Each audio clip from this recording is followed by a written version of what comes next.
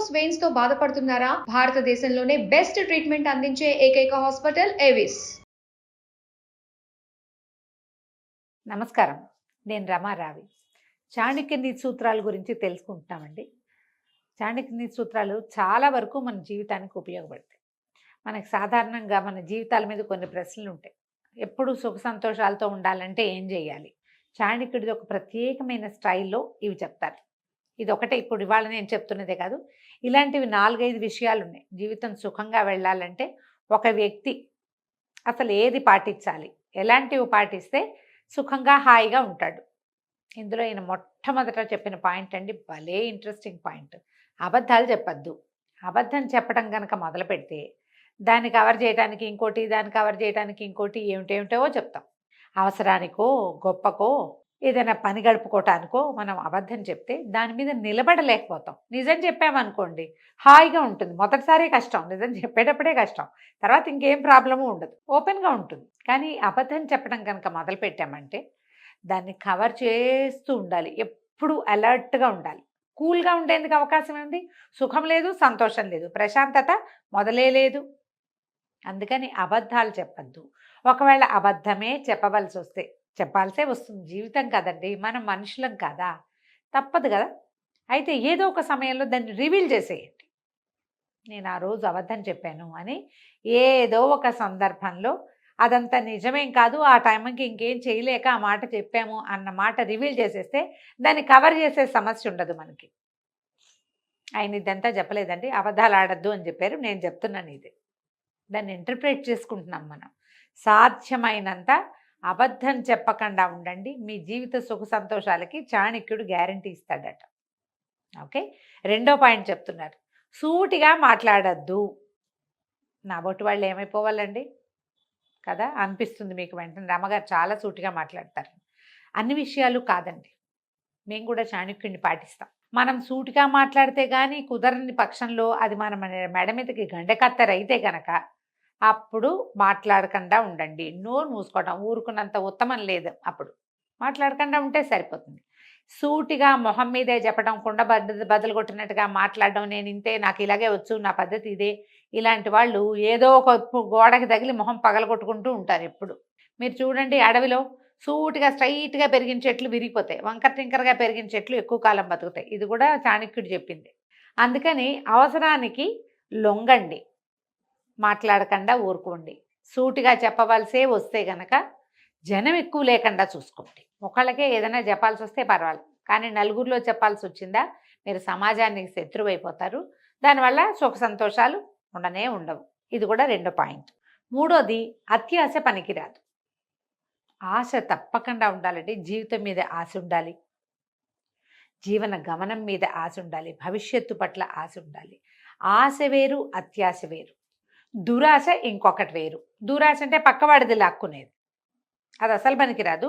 అత్యాశ అంటే మనకి కొంత వస్తుంది అని అనుకున్నప్పుడు ఇంకా 5-6 అవకాశాలు కనపడుతుంటే ఇక్కడ నిలబడి అవన్నీ కూడా ఒక్కసారే గ్రాబ్ చేసేద్దామని అనుకోవద్దు. స్లోగా చేయండి. స్లోగా రేస్ విన్ చేయొచ్చు మనం. తాబేలు కుందేలు లాగా ఒక్క చలాంగ్లో ఒక్క గంతులో దాన్ని దేన్నో మసిపూసి మారేడుకాయ చేసి అంతా పొటం పెట్టేసుకుందామని అనుకోవద్దు. అత్యాశ ఎప్పుడూ సుఖ సంతోషాలకి విరోధి. అది మిమ్మల్ని ఎదగనివ్వదు, పెరగనివ్వదు, ఇబ్బంది పెడుతుంది. ఎప్పుడైనా చతికిలు పడితే లేవనివ్వదు, అదొక ప్రాబ్లంగా ఉంటుంది. అందుకని ఎక్కువ చోట్ల మదుపులు పెట్టి ఒకేసారి చాలా సంపాదించేసేయాలని కానీ, చాలా పని చేసేయాలని కానీ, చాలా మంచితనాన్ని కొట్టేయాలని కానీ ఎక్కువగా ట్రై చేయొద్దు. స్లోగా రేసు విన్ చేయటానికి ట్రై చేయమంటాడు చాణక్యుడు. తర్వాత 4వది చెప్తాడండి, లక్ష్యం పెట్టుకోండి దేనికైనా. అంటే బీ ఫోకస్డ్ అని చెప్తాడు. ఏదైనా సరే ఒక లక్ష్యం పెట్టుకుని దానికి వెళ్ళటానికి ఒక మార్గనిర్దేశనం చేసుకుని ఆ మార్గం ప్రకారం మన లక్ష్యాన్ని ఛేదించడానికి, భేదించడానికి, సాధించడానికి ప్రయత్నం చేస్తేనే జీవితం సుఖవంతంగా వెళ్తుంది. కమింగ్ 5 ఇయర్స్లో అలా పెట్టుకోవచ్చు. వచ్చే సంవత్సరానికి నేను నీళ్ళు కట్టేసి పై సంవత్సరానికి మా పిల్లల్ని ఫారిన్ పంపేసి అలా పెట్టుకోకండి. కొంచెం తాపీగా కొంచెం సమయం పెట్టుకుని ఫలానాది చేయాలి అంటే మనం ఎట్లా, what is plan of action, మనం ఎలా ప్లాన్ చేసుకుంటే, ఎలా నియమం ఏర్పరచుకుంటే, ఎలా నియమావళి పెట్టుకుంటే ఈ లక్ష్యాన్ని ఛేదించగలమో ఆలోచించండి. సాధారణంగా విద్యార్థులకైతే చదువుల మీదండి, సంసారులకి డెవలప్మెంట్ మీద, అంటే మనం సాధించబోయే కుటుంబం సాధించబోయే అభివృద్ధి మీద కనుక మీకు లక్ష్యాలు ఉంటే కనుక భాగస్వామిని కలుపుకోండి. మీరు ఒక్కరే డిసైడ్ చేసి చేయకూడదు. మీతో పాటు రెండో వాళ్ళు కూడా, స్పౌస్ కూడా, ఆడగానే మగగానే, మన భార్యాభర్తల్లో ఎవరైతే వాళ్ళు కూడా మన లక్ష్యంలో భాగస్వాములుగా ఉండాలి. అప్పుడే మన తాలూకు ప్రయాణం కుంటుపడకుండా ఉంటుంది. మనం ఏటికి లాగి వాళ్ళు కోటికి లాగితే అప్పుడు కుదరదు. ఇప్పుడు లక్ష్యాలు ఏముండవు. అందుకని కుటుంబంలో చేసేటప్పుడు కుటుంబ లక్ష్యం ఒకటి పెట్టుకోవాలి. మిగిలిన వాళ్ళు కూడా దానికి సహకరిస్తారు. మనకి ఏ ఇబ్బందులు ఉండవు. ఇందులో ఆఖరి పాయింట్ అత్యద్భుతమైన పాయింట్ అండి. సుఖ సంతోషాలకి బద్ధ విరోధి ఏంటంటే కోపం. అస్సలు కోపాన్ని దగ్గర చేరనివ్వబోకండి. మీరు కోపంగా ఉన్నప్పుడు ఏం మాట్లాడతారో మీకు తెలీదు. ఈ కోపంలో చాలా రకాల నష్టాలు జరిగిపోతాయి. ఒకటి మన దురుస్తనము వాటి వల్ల స్నేహితులు పోతారు, డబ్బు పోతుంది, పరువు పోతుంది, పదవి పోతుంది, సమయం పోతుంది, ప్రపంచం మనది కాకుండా పోతుంది. కోపంతో ధూర్తత్వం వస్తుంది. కోపం వచ్చి ఏం చేస్తామంటే ఆ పూట అన్నం అనుకుని నోరు మూసుకు కూర్చోము, లేదా 2 ముద్దలు ఎక్కువ తిని నోరు మూసుకుని ఉన్నాం. సాధారణంగా కోపం ఎలా ఉంటుంది? లోపల మంట, దాన్ని బయటికి వెడల్గక్కేయాలి కదా. ఈ కక్కేసే క్రమంలో ఏమవుతుంది? మన చుట్టూతా ఉన్నదంతటినీ కాల్చేస్తుంది. సమాజాన్ని మనతో ఉండనివ్వకుండా చేస్తుంది. అంతకుముందు మనతోటి సహాయాలు పొందిన వాళ్ళు కూడా మీరు సహాయం చేయకపోతే పీడాపోయారు, ఏమనరు. కానీ మీరు కోపం చూపించి ధూర్తంగా ప్రవర్తించారంటే ఇది గుర్తుంటుంది. అంతకుముందు 10 మాటలు ప్రతిసారి హోటల్కి తీసుకెళ్ళి టిఫిన్ పెట్టించింది జ్ఞాపకమే ఉండదు.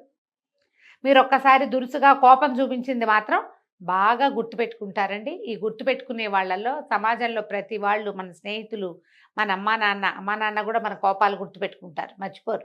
అమ్మా నాన్న కాబట్టి క్షమిస్తారు గుర్తుపెట్టుకున్నా కూడా.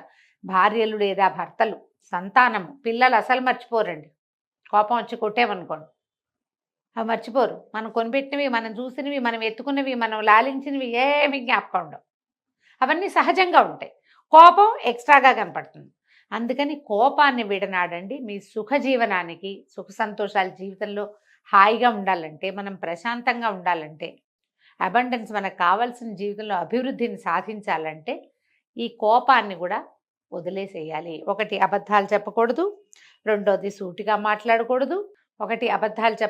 రెండోది సూటిగా మాట్లాడకూడదు, మూడోది అత్యాశ పనికిరాదు, నాలుగోది ఖచ్చితంగా లక్ష్యాన్ని పెట్టుకోవాలి, ఐదోది కోపాన్ని జయించాలి. ఈ 5 మార్గాలు కనుక మనం అనుసరిస్తే మన జీవితం సుఖ సంతోషాలతోటి తులతూగుతూ ఉంటుందని చాణక్యుడు చెప్పాడు.